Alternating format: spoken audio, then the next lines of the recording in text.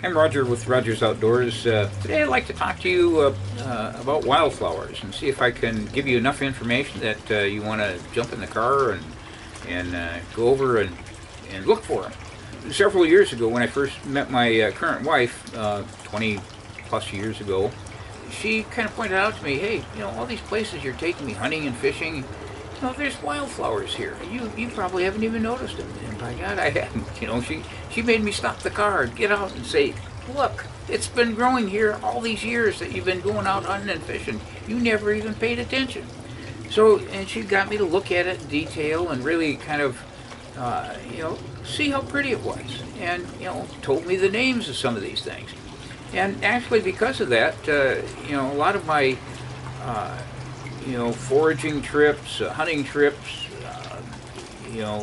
bird watching trips, whatever I'm doing outdoors, a lot of times what I'm looking for isn't there, but, geez, I noticed that I saw some pretty wildflowers, and that kind of made my day and made the trip all worthwhile. So, you got to learn to look at some of that stuff.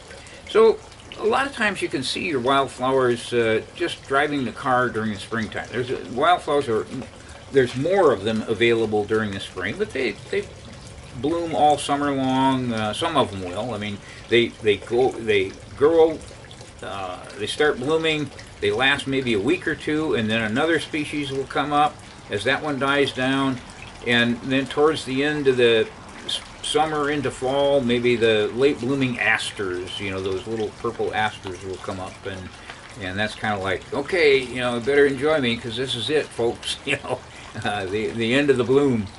So, but you can see them while you're driving, but and really notice whole hillsides, are just kind of lit up with this stuff, and it's pretty cool.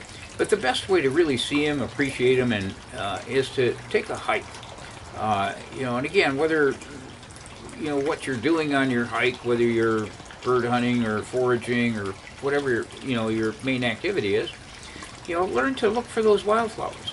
And if you don't recognize them, two things as you're hiking. You want to have a little backpack with safety gear in it in case you get lost or, and have to spend the night, in the woods.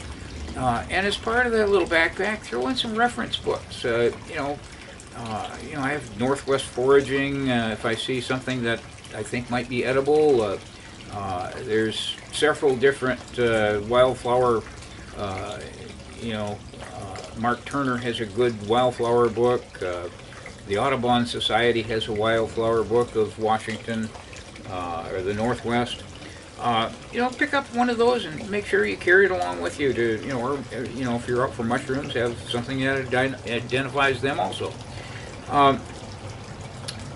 The Washington Trails actually publishes, if you go online, they've got some favorite hikes outlined that they recommend, and the wildflowers you're likely to encounter on them, and photographs of them, and also what months you're going to see them, at different elevations. Certain hikes, the lowland hikes, you're going to see them, maybe in June, May or June, and the other ones you might not see till July up on Mount Rainier or something. So, you kind of have to have that, if you're looking for a specific flower, you need to have that kind of information. There's also commercial gardens that have been put together just to highlight wildflowers. The Arboretum, Washington Arboretum over near the University of Washington. We love to go through there in the spring to see the rhododendrons and the azaleas.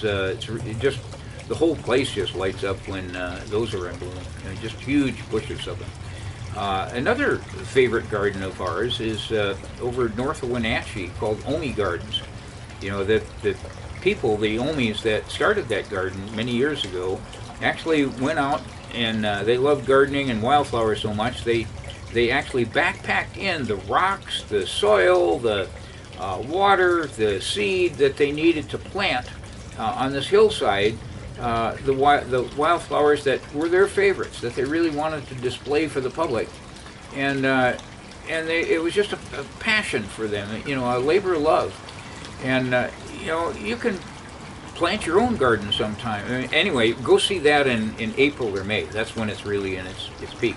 But you can plant your own wildflowers if you got a piece of land somewhere that you say, gee, I'd like to see some wildflowers bloom in there. You go online, you can buy wildflower mixes for Washington. Make sure you have the area that that different wildflower mixes are good in different areas.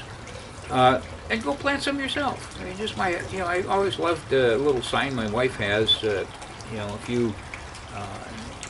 you plant a garden, you believe in the future. So, anyway, and one other quick note: don't pick wildflowers, and it's actually illegal on public land to pick wildflowers. If there's masses of the phlox or something like that, you'd probably be forgiven. But if you're picking, one single little bloom before it's had a chance to drop its seed, it might not ever come back up in that area again. So you got to think. That's why people save it for the next people to see and enjoy too. So anyway, hope to see you out in the outdoors, enjoying your wildflowers and other things. If you see me out there, don't forget to wave.